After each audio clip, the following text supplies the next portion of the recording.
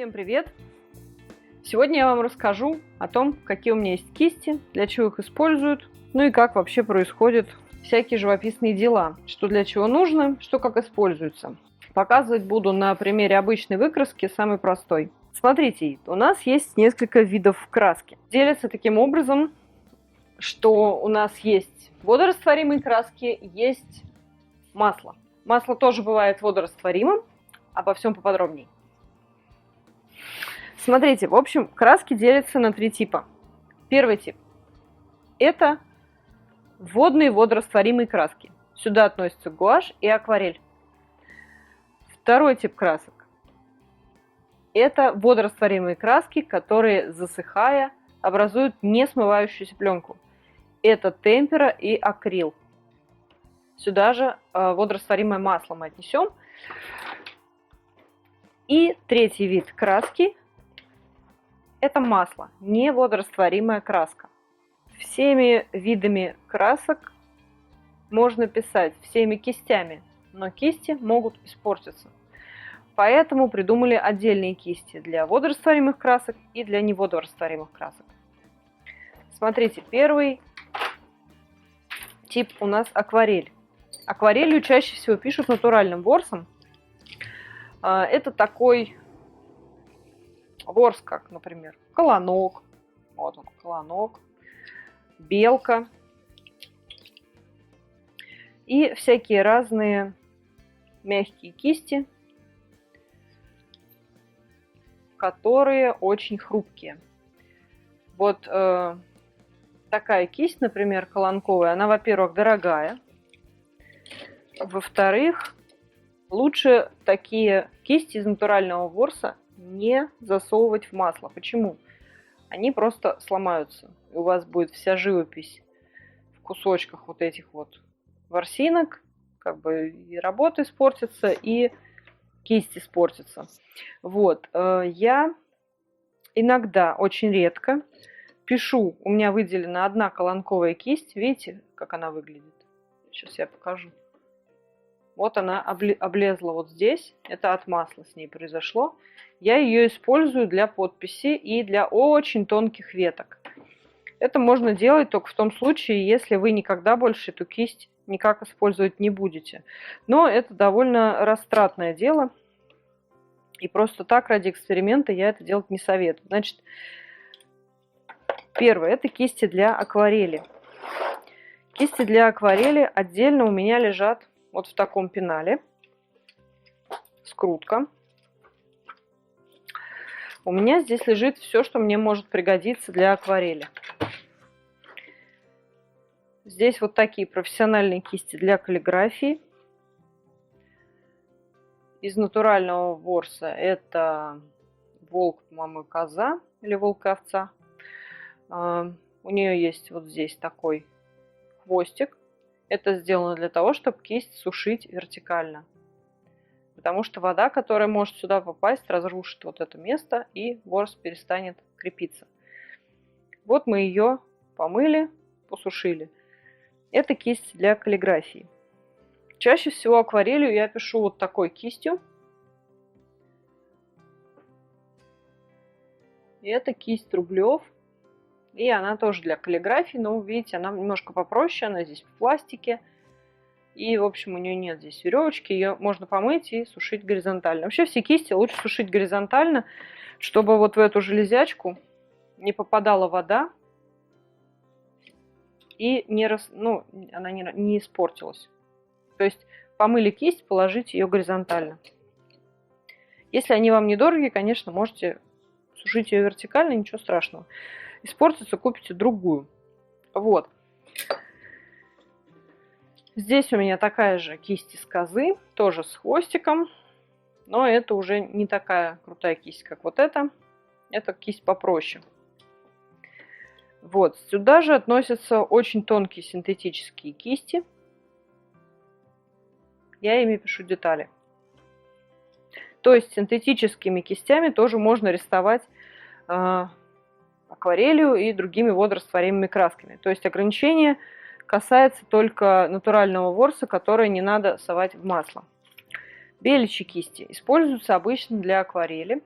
И, в общем, только для нее можно еще гуашью писать, но гуашь очень вязкая, а кисть это мягкая, она очень плохо держит форму, она такая легкая, ей хорошо писать акварелью. Сейчас я покажу, как это получается. Вот, допустим, у вас есть жидкая краска, и вот вы ее вот так сюда наносите. Вот видите, волос тоже может лезть. Но это, поскольку это очень старая кисть, то, конечно, с ней может всякое происходить. Но вот, например, колонок. Он прекрасно держит форму. Вот, я уже несколько раз видела, как в магазине продаются кисти, которые имитируют натуральный ворс. И вот эти кисти, которые имитируют натуральный ворс, они так и называются: имитация белка, имитация колонок. Они сейчас намного лучше, чем белка, потому что они не лезут, не ломаются и вообще ведут себя прекрасно. То есть, если вы видите имитацию белки, смело берите, для акварели это подходит. Значит, мы разобрались, что акварелью можно писать всеми кистями, но лучше подходит натуральный ворс и синтетика, мягкая синтетика. Следующий вид краски – это гуашь. Гуашью можно писать также натуральным ворсом, но намного легче писать гуашью. Здесь у меня, если что, акрил. Но акрил универсальный материал, может имитировать, и вот его можно как акварель развести, и можно толстый слой положить. С синтетикой можно писать гуашью и акрилом, и вот она будет давать плотный цвет, плотный мазок. Синтетическая кисть. Бывает круглая, бывает квадратная, плоская называется. Круглая кисть нам нужна для того, чтобы мы могли какие-то вот делать ею такие штуки. При определенной сноровке можно такое же делать плоской кистью. Сейчас покажу. Вот плоская кисть. И ею можно тоже писать тонкие какие-то моменты, но, конечно, проще это делать круглой кистью. Она, видите, дает такие разные эффекты, разную толщину, и линия получается более живая. Плоские кисти использую для того, чтобы вот закрыть какую-то поверхность. Синтетические кисти, и круглые, и плоские, используются для всего. Для масла, для живописи любой абсолютно. И водорастворимый, и неводорастворимый. Краской можно использовать смело все. Значит, дальше у нас осталось масло. Для масла мы берем либо щетину, это грубые кисти, вот такие. Вот они, щетина, очень грубые. Они позволяют добиться вот такого вот мазка, где у нас с вами есть прям фактура. Вот это все к щетинной кисти. Если вы хотите фактуру, то щетина или имитация щетины нам вот разрешит вот такие, видите, делать фактурные толстые вещи. Пастозная живопись это будет называться. Это будет называться пастозная живопись. Таким является масло, так можно писать акрилом. Это все щетина и синтетика. То есть мы с вами разобрались, что кисти бывают из натурального ворса и из искусственного ворса. Натуральный ворс нужно оставлять для работы с водными красками, а щетину и синтетику использовать для работы с пастозными укрывистыми техниками, такими как акрил, темпера и масло. Есть еще всякие разные кисти, которые, например, вот так выглядят. Это веерная кисть. Она нужна для того, чтобы списывать края. Вот, например, у вас есть цветок, вы хотите сделать мягкий краюшек, и оно списывает. Или, например, вы хотите нарисовать елку, то фактура этой кисти, она сразу вам помогает сделать елку. Вот так вот можно рисовать. То есть здесь всякие разного рода эффекты имеют место быть. Вот. Или можно мягко облака какие-то рисовать. В общем, она для, видите, у нее очень такой расплывчатый, нечеткий след. Немножечко лохматенький. То есть это все для каких-то эффектов. Либо списывать краюшек между мазками, либо вот пальмы рисовать хорошо, деревья. Вот, эти кисти тоже бывают синтетика и щетина.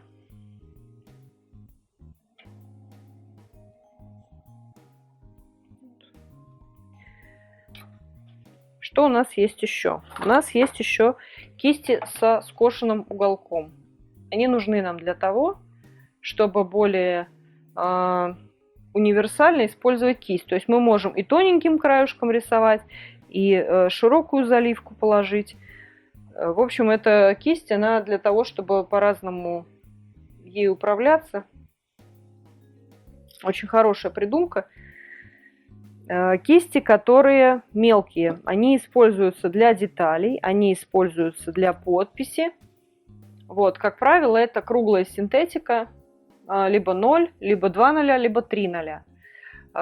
Я такие кисти заказываю обычно на AliExpress, потому что качество их намного выше, чем то, что мы найдем здесь в магазинах, а цена в несколько раз дешевле. То есть такие кисти могут стоить там 50 рублей за там несколько штук. Ну, то есть надо искать. Это всегда синтетика, поэтому она дорого стоить не может. Синтетика должна стоить, ну, рублей 30 за кисть. 30, не больше 50 рублей за кисть. В магазине же у нас по 120 рублей стоит за одну кисточку. И смотришь, что, в общем, качество ее ужасное. Если будете искать, ищите, набирая кисть для маникюра, nail art, такие вот кисти как раз и продаются. То есть это не кисти для живописи, в общем, там, это так называется, на Алиэкспрессе. У нас, к сожалению, почему-то считают своим долгом накрутить 100% от стоимости, а то и 200%. Вот, не ведитесь на это, можно заказать и подождать немножко, но придут хорошие кисти по приемлемой цене. Вот они приходят в таких трубочках частенько. Это кисть для ногтевого сервиса как раз. Она такая же круглая, совершенно прекрасная синтетика, с которой будет легко и удобно работать. И когда она закончится, ее будет не жалко выбросить. Я почти никак кисти не выбрасываю, потому что считаю, что, вот, например, есть лохматая кисть. Что с ней можно делать? Ей можно совершенно восхитительно рисовать, например, кусты и деревья.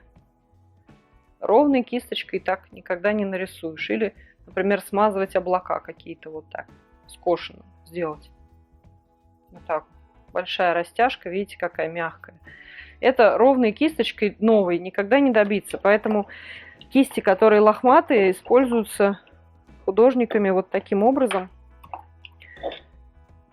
В общем, ничего не выбрасывается. Где хранить кисти? Как вы уже поняли, для акварельных кистей должна быть вот такая вот скруточка. Это очень удобная вещь. Для кистей, которыми я пишу акрилом и маслом, у меня есть два пенала. Первый пенал вот такой, он большой, он вместительный. Здесь у меня лежат, ну сейчас на данный момент новые кисти лежат у меня здесь, с которыми можно вот прям взять эту папку и пойти на пленэр. Вот здесь вот есть кармашек. В этом кармашке у меня лежат, когда я прихожу с пленэра, я вот в пакетик одноразовый пихаю грязные кисти, засовываю сюда и приношу их домой, затем мою. И здесь есть кармашки для кистей, очень удобно. Единственное, что со временем это все разбалтывается, и вот сюда надо зажимчик приспособить, но это опять же несложно.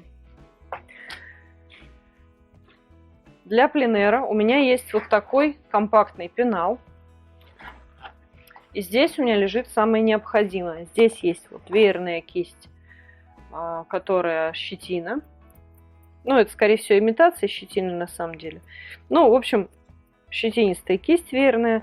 Есть кисть для быстрой проработки, которой я намечаю, которой я первые прокрывку тона делаю. Есть кисти поменьше, и круглые, и плоские. Есть мастихин, здесь всегда лежит обязательно. Вот, также здесь есть колонковая кисть, если вдруг мне захочется порисовать акварелью, а я вдруг забыла пенал. Точно так же в этом пенале лежит пара кистей для подстраховки маслом, потому что я универсальный художник, я могу всеми материалами рисовать, но иногда бывает что-то забываю, поэтому я стараюсь максимально себя обезопасить от отсутствия какого-либо инструмента. Вот, ну и маленькие кисти вот здесь тоже лежат. Хорошая очень вещь, удобная. Я его покупала просто чтобы потратить баллы в магазине, а потом оказалось, что это чуть ли не самый удачный вариант и чуть ли не самый удачный выбор пенала для кистей в моей жизни. Ну вот так бывает. Купишь что-то случайно, а потом в итоге этим пользуешься очень радостно.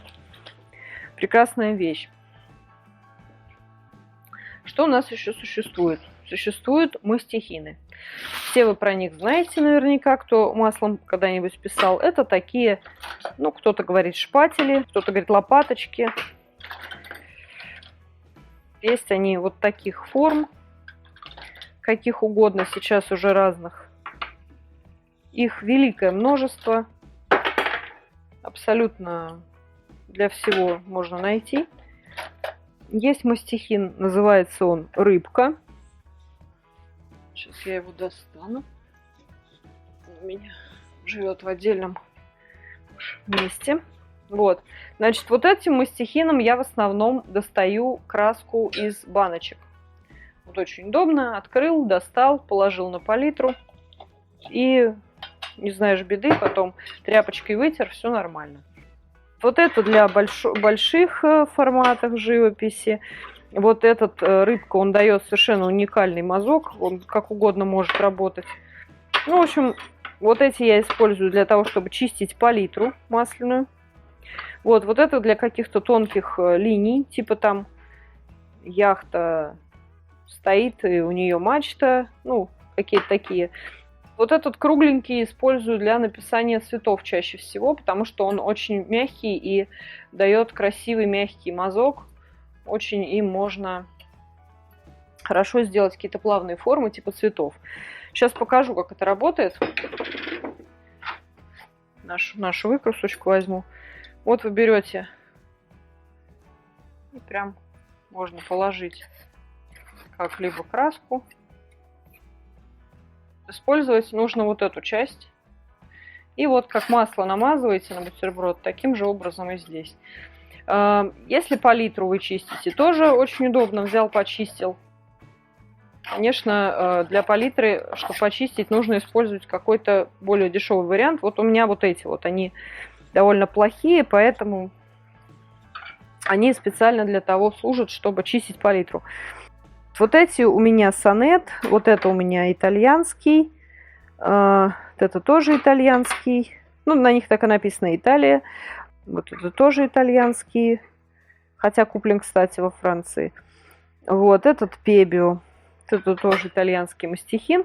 В общем, с мастихинами все понятно, как бы для живописи, в общем, я рекомендую более округлые формы, вот такие, потому что вот эти острые углы, они иногда мешают. Не обязательно покупать все, достаточно 2-3 штук. Храню я их вот так вот в ведерке, потому что когда они лежат, они обязательно куда-нибудь закатываются, падают на ноги. В общем, вот у меня в таком ведерке все это хранится и очень удобно. Как мыть кисти? Обычно детским мылом. Не мойте, пожалуйста, кисти white спиритом. Это очень губительно сказывается на вашем здоровье. Может так случиться, что это токсично и, в общем, нанесет вам вред. Обычное мыло, детское. Вот обычный кусок мыла. Я использую детское. Под струей воды мы вот таким вот образом кисть мылим до тех пор, и потом смываем под струей воды, до тех пор, пока пена не станет прозрачной. Детское мыло, пожалуй, что самый удобный вариант. Во-первых, ваши руки не травмируют, во-вторых, кисть бережно себя чувствует, все с ней хорошо будет. Она долго прослужит, будет отличной. Так что используйте детское мыло, не жидкое, твердое мыло, потому что вот так вот поделать об него можно только если оно твердое.